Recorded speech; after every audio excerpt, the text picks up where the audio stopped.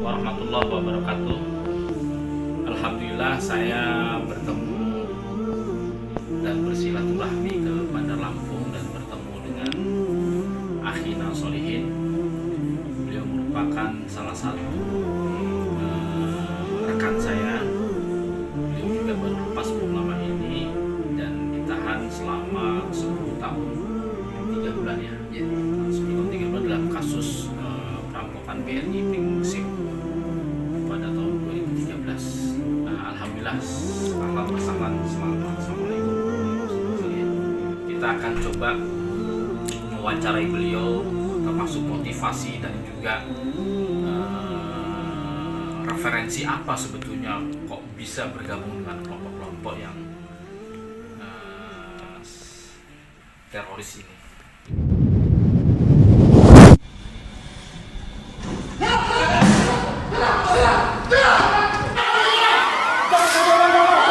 Walet 00 Bamberi, terjadi perampokan di Bamberi.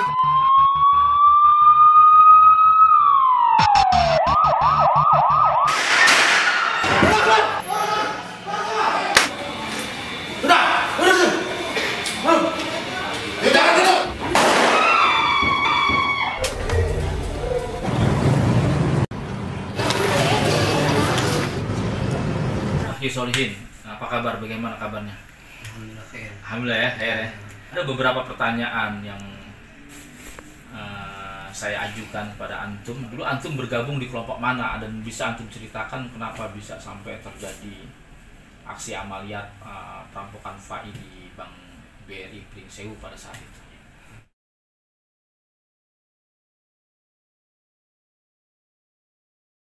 Asal muasalnya tuh kita gabung ke CI. Gabung ke JI ya? CI.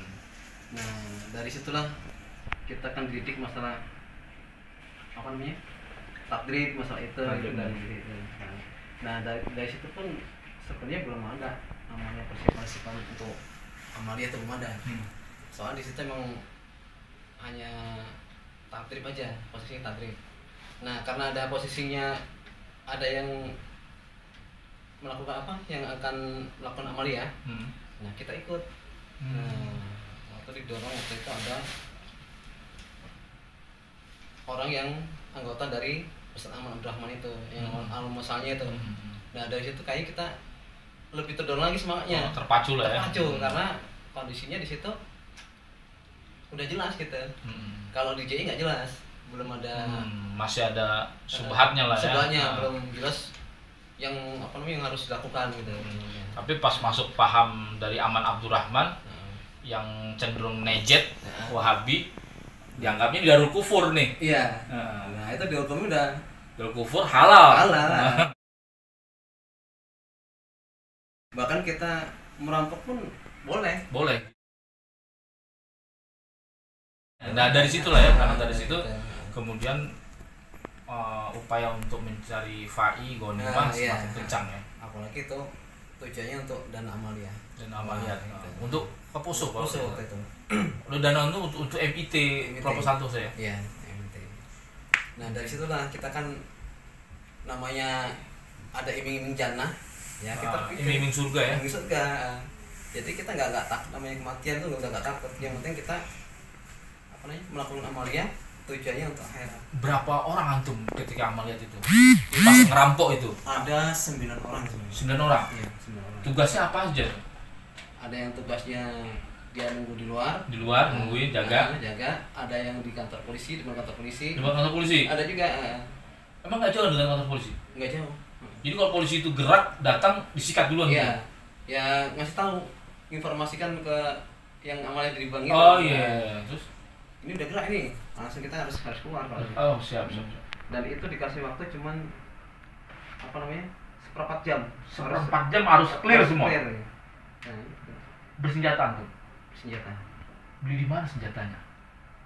Itu dibawa sama Broban dari Jakarta. Dari Jakarta. Oh, ada berapa pucuk? Ada 2 pucuk. Ada 2 pucuk dan itu siap nyala gitu ya. Iya.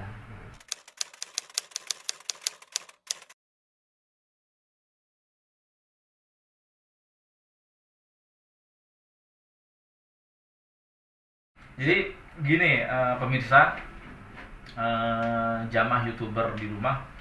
Jadi kami itu dulu kalau sebelum mengadakan FAI itu kita harus punya referensi maroji, punya dalil nggak aksi-aksi begitu. Dulu dalil kami menganggap bahwa Indonesia ini darul kufur.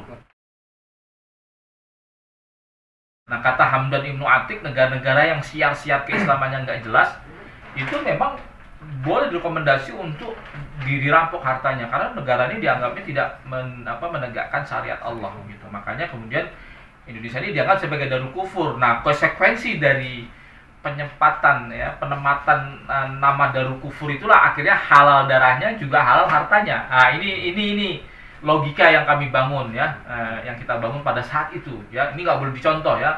Ini contoh yang buruk, tetapi setidaknya ini jadi ibrah bagi kita semua. Akibat rusaknya pemahaman yang berasal dari Najat inilah yang membuat kita kemudian kita jadi mau melakukan aksi itu, dan motivasinya ya karena pemahaman agama kita gitu. Antum dapat pemahaman seperti itu dari mana gitu, dan referensinya apa gitu.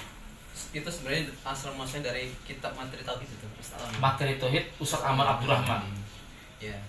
Nah, di situ emang merujunya dari ulama Najat, ulama Najat ya. Oke. Nah, tapi di situ udah ketika kita udah di dalam, nah kita menyadari ternyata di situ hanya belum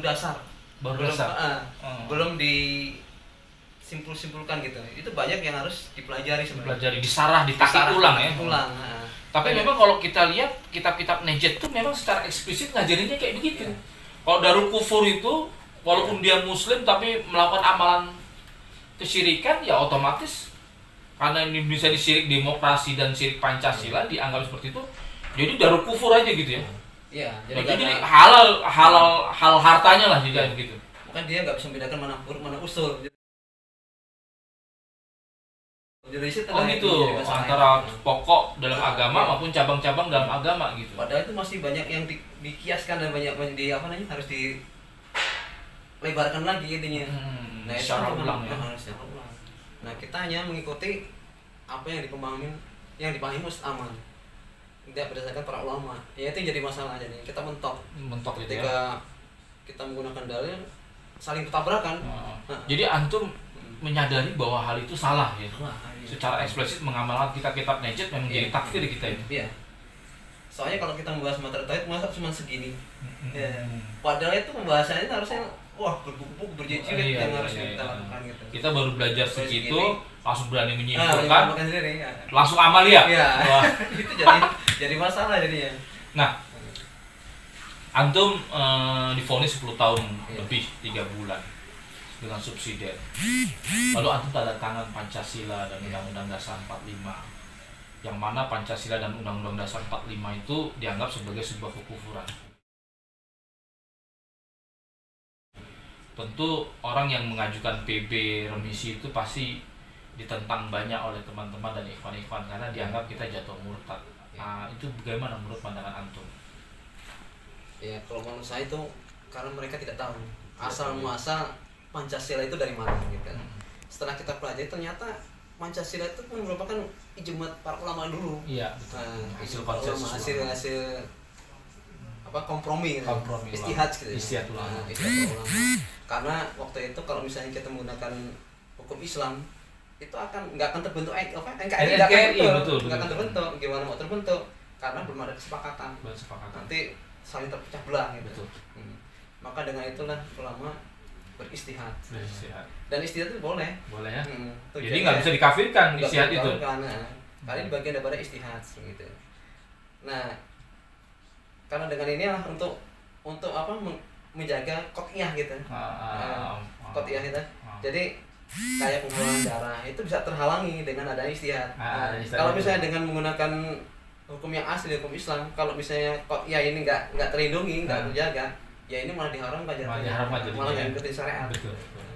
Maka dengan itu saya nggak akan takut walaupun diomongkan. Dimurtadkan, dikafirkan. Udah berapa kali saya dimurtadkan, bahkan ada ancaman mau dibunuh. Udah biasa itu. Iya. Padahal beliau ini salah satu pelaku otak perampokan Prensewu ya, ikut berjihad ya kan dan sebagainya. Beliau dikafirkan hanya karena dia tanda tangan untuk mengurus remisi dan pembebasan bersyarat, akhirnya dikafirkan. Dan ini juga akhirnya membuat Akhi Solihin akhirnya tersadar ya bahwa ini jelas penyimpangan dan pemahaman takfir. Ya, sangat dahsyat sekali memang fitnah daripada pemahaman takfir ini. Jadi pemirsa, Ustadz Solihin ini termasuk yang memberikan saya info pertama untuk mendengarkan Gus Koyum dan Gus Baha. Beliau inilah yang pertama kali ngasih link ke saya. Anda bisa ceritakan waktu itu antum sedang di dalam penjara di lapas kelas 1 Cirebon Kosambi. Itu gimana di dalam antum mendengarkan antara Gus Koyum dan Gus Baha gitu, sampai akhirnya teman-teman kita ini juga banyak yang suka dengan pembahasan Gus Baha. Ya. Gimana? Awal-awalnya kita ini butuh masalah pencerahan masalah usul fikih ya. Nah, ketika itu mendengarkan awalnya Gus Koyum, kita dengar Gus Koyum. Nah, ketika dengar Gus Koyum, masya Allah, nggak taunya ilmu masalah usul fikihnya luar biasa itu. Dan itu semuanya ada apa nih? Ada penjelasan dari kitab-kitabnya para ulama gitu, dan jelas dan terperinci sampai halamannya semua dijelaskan gitu. Nah, dengan itu lama-lama, wah ini telusurin dari siapa sih ini Gus Koyum ini gitu. Ternyata dia juga seorang anak ulama juga, ulama besar juga, cuman dia yang didik orang tuanya sendiri. Bahkan kalau dilihat dari kelulusan saya, bukan kelulusan yang universitas ternama ya, pesantren aja udah. Iya. Tapi dia udah bisa mendalami, bukan hanya apa namanya, bisa bahasa Arab aja, tapi semuanya bisa ini. Makanya hati-hatilah kalau misalnya dengan apa, para ikhwah, jangan sampai kalau kita udah ngelihat dia udah dari lulusan pondok mana, udah bisa bahasa Arab, terus dianggap itu udah mumpuni. Ya. Padahal kita harus tahu juga dari sanatnya dari mana. Sanatnya ya. Nah, yang terutama itu kita penting itu sanat. Sanat ya, sanat. Soalnya sanat itu adalah salah satu apa nih, kunci gitu. Bahwa ulama itu adalah pewaris Nabi. Nah, pewaris itu namanya sanat. Sanat, musalsal dan nggak boleh putus. Nggak boleh putus. Nah, gimana kita mengenali Rasulullah, sedangkan yang kita terima itu bukan dari warisan. Dari warisannya. Gitu, waris satu ambil itu. Iya, bukan warisannya. Ngaku ulama tapi tidak bersanad. Bingung juga nanti. Ya. Dan kebanyakan berarti kita itu belajar kayaknya terputus sanad kita itu. Makanya kemudian jadi nggak nyambung. Belajar Islam malah jadi kejam, ya. Jihad kita jadi jahat gitu. Nah, itu tuh. Karena nggak bersanad itu. Iya, nggak bersanad. Terus kadang-kadang kita mengatakan bahwa kita ini adalah yang melaksanakan perintah Allah dan Rasulnya. Padahal Allah dan Rasulnya itu nggak tahu dari mana itu saya. Jadi kayak berdosa atas nama Allah dan Rasulnya. Itu. Gitu. Jadi itu sampai ke Gus Baha waktu itu. Gus Baha waktu. Nah, dari Gus Baha itulah apa namanya, kita digiring dengan usul fikih yang mumpuni di situ. Nah, dari situlah kita bahkan jauh-jauh aja sampai seneng gitu ya, suka awalnya. Jadi istri beliau ini juga termasuk hafizah Quran ya, seorang aktivis juga, dan suka juga dengan Gus Baha. Nah, insya Allah kita rencana dengan Akhi Solihin, Ustadz Solihin, kita akan silaturahmi ke Gus Baha. Mudah-mudahan bulan Januari nanti kita bisa datang ke sana. Mudah-mudahan Allah berikan kesehatan kita, dan mudah-mudahan corona juga selesai, dan juga kita diberikan kesehatan sehingga kita bisa sampai ke Gus Baha nantinya. Begitu. Nasihat antum kepada para pemuda-pemuda Islam biar tidak salah jalan seperti kita dulu nih, bagaimana Ustadz Solihin? Saya pesankan kepada para ikhwah agar jangan melihat sosok seorang ustadz itu lulusan tinggi dan bisa bahasa Arab yang lancar gitu. Tapi kita lihat dari mana dia mengambil gitu, dari mengambil ilmunya. Kalau dia mengambil ilmunya dari orang yang ada sanadnya, insya Allah lurus gitu. Tapi kalau dia udah nyempal dari gurunya yang bersanad, apalagi menyempal dari jamaah kaum muslimin, itu jangan diikuti. Soalnya orang yang mati itu lebih diutamakan untuk diambil ilmunya daripada orang yang hidup yang masih banyak fitnahnya gitu ya. Itu ya. nasihat antum kepada para pemuda dan kaum muslimin. Demikian saudara-saudara semuanya, pemirsa yang ada di rumah, hasil dialog kita, dan mudah-mudahan kita bisa mengambil ibrah, pelajaran, dan juga nasihat-nasihatnya, dan nasihat kepada para pemuda untuk lebih berhati-hati dalam mencari seorang guru. Jangan pernah ikuti langkah-langkah yang pernah kami lakukan, dan mudah-mudahan Allah Subhanahu wa taala mengistiqomahkan kita, menunjuki kita pada jalan yang lurus. Demikian dari saya, kurang lebihnya mohon maaf. Billahi taufiq wal hidayah. Wassalamualaikum